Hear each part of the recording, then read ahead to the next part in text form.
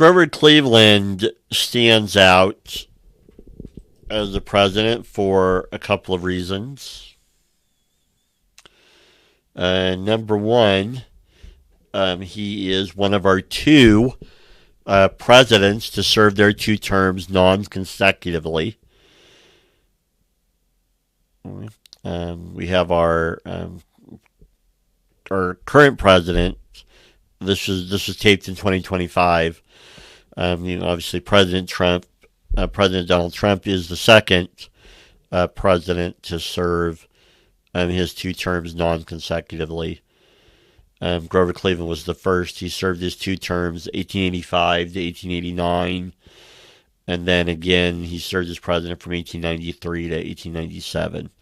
Where Donald Trump, his first term, 2017 to 2021, and then he began his second non-consecutive term in 2025. And I'm taping this video is being done in 2025, so should he finish the term, it would be 2029 when he was no longer president. Grover Cleveland's next kind of significant standing out, not only being the first president, one of two to serve as non-consecutive, just two terms non-consecutively, is he's a Democrat. People, when was the last Democrat elected president? James Buchanan, 1856. We're now in the election of 1884. You get it? Grover Cleveland taking office in 1885. It's been 20 years since a Democrat's been elected. James Buchanan was elected in 1856. So that's a standout. So how many elections did the Democrat Party lose in a row? The election of 1860, the election of 1864, the election of 68, the election of 1872, the election of 1876, 1880.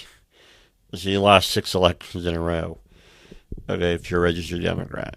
And so the Democrat Party by 1884, I mean, are we ever going to win again? So Grover Cleveland wins in 1884. He loses re-election and then he wins again. When's the next Democrat president after him? So you had the election of 1892 that Grover Cleveland won, right? 96, a Republican won. 1900, a Republican won. 1904, a Republican won. 1908, a Republican won. So it's Woodrow Wilson in the election of 1912 So Grover Cleveland really stands out because, in between, 1856 election, so from 1860 to 1912 or 1908. So from the 1860 election to the 1908 election, Grover Cleveland, the only Democrat to win, he wins twice. And so so it's a party that, like we talked about earlier in an earlier video, Republicans win the White House. And so Grover Cleveland stands out for that way. Kind of, if you're a Democrat, you're in the wilderness, you're in the desert, and he's your mirage, kind of the water mirage hole. So Grover Cleveland was born in 1837 in Caldwell, New Jersey, Presbyterian by religion. Raised in New York, worked his way. He is considered to have humble beginnings. He became a lawyer and ultimately became a practicing lawyer in Buffalo, New York. And what's interesting about that is, so we talked about this in another video with Arthur. You had several presidents in a row that, you had Grant, he served in combat during the Civil War. Hayes served in combat during the Civil War. Garfield served in combat during the Civil War. Then you had Garfield who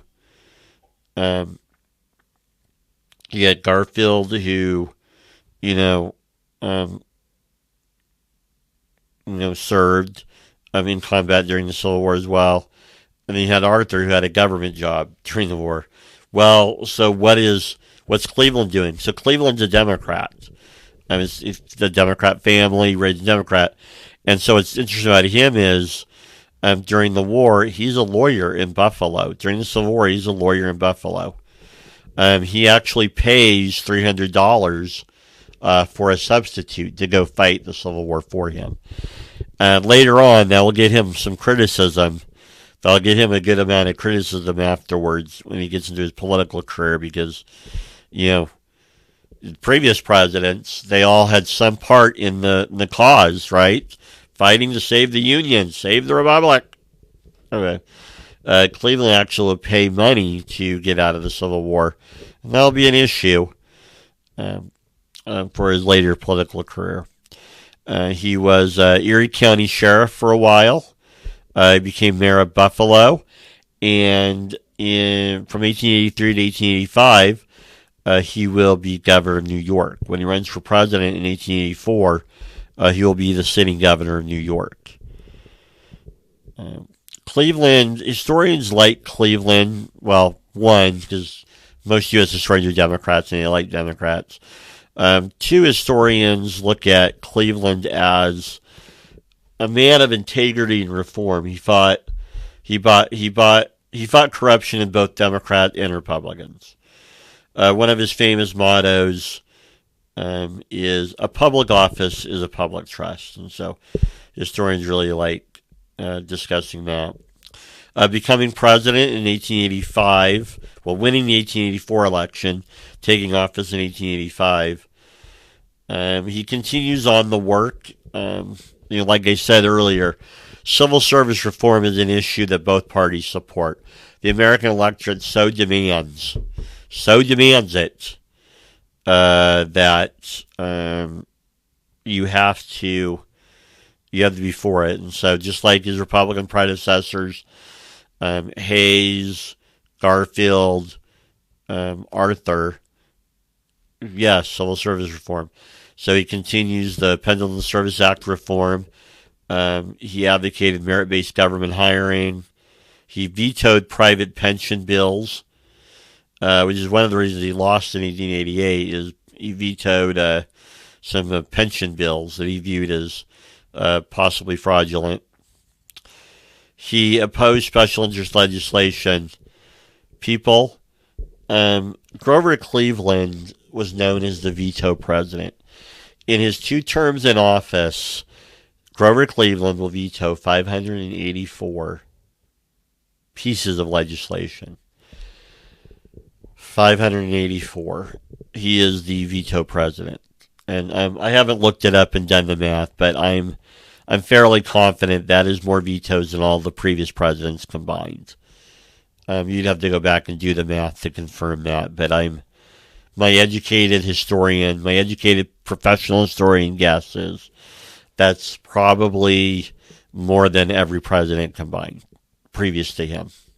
And so, typical of Democrats, typical of the Democrat Party at the time, Cleveland focused on tariff reduction. He viewed high projected tariffs as, he thought it corrupt. He thought it was a tool of corporate privilege to get corporations protected, and he felt it hurt consumers, and he felt that he argued it distorted the economy, and so his big, no major tariff policies were passed during his first term, but he was big on championing the idea of lower tariffs, and that's a typical Democrat Party stance during that era. Economic and monetary consumer and monetary government policy. Cleveland, interestingly enough, like his Republican predecessors, limited government, low taxes, and he actually supported sound money, gold-based, which again we talked about before. For a lot of Democrats, especially the populist part of the Democrat Party, they wanted to They wanted to go to silver and greenbacks. What's interesting is Cleveland's fiscal policies mirror his Republican predecessors. Sound money, gold, and hard money, no paper money. Limited government, low taxes. Labor policy. What's interesting is, from today's point of view in 2025, his policies would be considered pro-business and anti-labor. He refused to have federal government involvement in strikes. He saw strikes as disruptive to the public order. He supported limited regulation of the railroad industry. He opposed extensive federal interference in the economy. And so by today's 2025 standards, where we're used to a government that chokes the life out of people, he would be considered pro-business and anti-labor.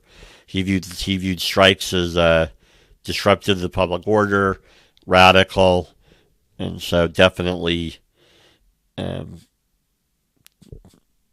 opposed what you and I would consider pro-labor policies. What's interesting is about Cleveland, his Republican predecessors we talked about, they wanted to modernize the Navy, have a greater influence in Latin America and the Western Hemisphere. Cleveland's foreign policy emphasized non-intervention and respect for national sovereignty. And so he opposed U.S. involvement in Central America and Latin America. He pressured Great Britain to settle fishing disputes with the U.S. through diplomacy. During his term in office, the opportunity to annex Hawaii came up. He rejected the opportunity to annex Hawaii, arguing that annexing Hawaii was just a benefit to American Hawaiian sugar planters, who by that point were controlling the economy. And so what's interesting about Cleveland's foreign policy compared to his predecessors and after him with McKinley, he is very non-interventionist.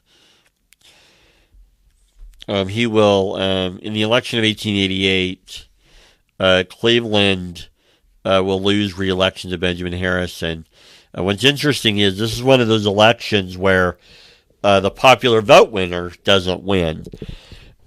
Cleveland does win the popular vote.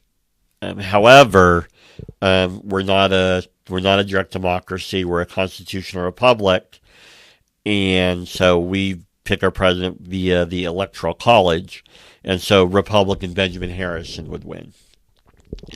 The biggest issue with Cleveland's loss was the tariff issue. Was one argument historians give for him losing. Cleveland being the only Democrat to win in 20 years, he will come back in 1884. He will come back in 1892. Sorry, he will come back and run again. He wins in 84, loses in 88. He is back again in 1892. Democrats nominate him again. He's the only Democrat to win in 20 years, and in 88 he won the popular vote. So the Democrat Party renominates him. He's a winner. His second term will be heavily influenced by an economic depression, the Panic of 1893. If the 1930s depression had not happened, you would know a lot more about the Panic of 1893. One of the main reasons you don't know about the Panic of 1893 is the depression in the 30s. The economic depression, historians argue the depression of 1893 was caused by railroad overbuilding, bank failures, and declining European investment. We're going to see unemployment soar to 20%. Hundreds of banks across the country will collapse. So Cleveland, we talk about Cleveland's financial his financial policies. He believes in limited government, as most politicians and candidates believed in. The government had little. The federal government had little to do with the economy, and so he kind of fits into the 19th century idea of what a president should and should not do, and so he argued for a limited response to the Depression of 1893. And again, that's only odd to you today because we have too many people in our country that expect the U.S. government to take over in any crisis completely. And so for his era, that was a normal response, limited government response to the business cycle. Like we said earlier, he is heavy on the gold standard. He will sign legislation to repeal the Sherman Silver Purchase Act that was passed in 1890. He arranged a controversial bond sale that was meant to replenish the Treasury's gold reserves. The problem is, for populists of the era, that fueled speculation that he was in collusion with Wall Street.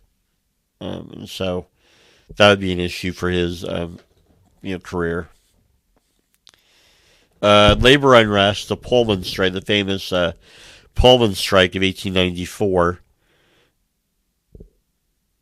happened during him. And again, Cleveland dispatched federal troops to break the strike under the justification he was protecting mail delivery and interstate commerce. So critics condemned it as anti-labor, which he, again, based on current day opinion, Cleveland, was very pro-business from our point of view today.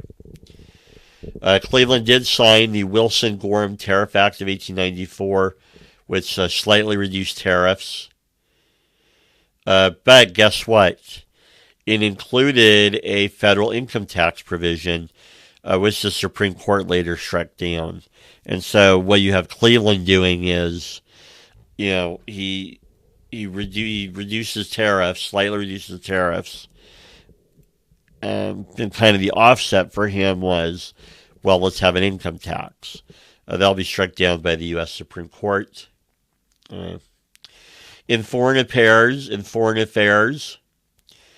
he will continue his anti-interventionist policies.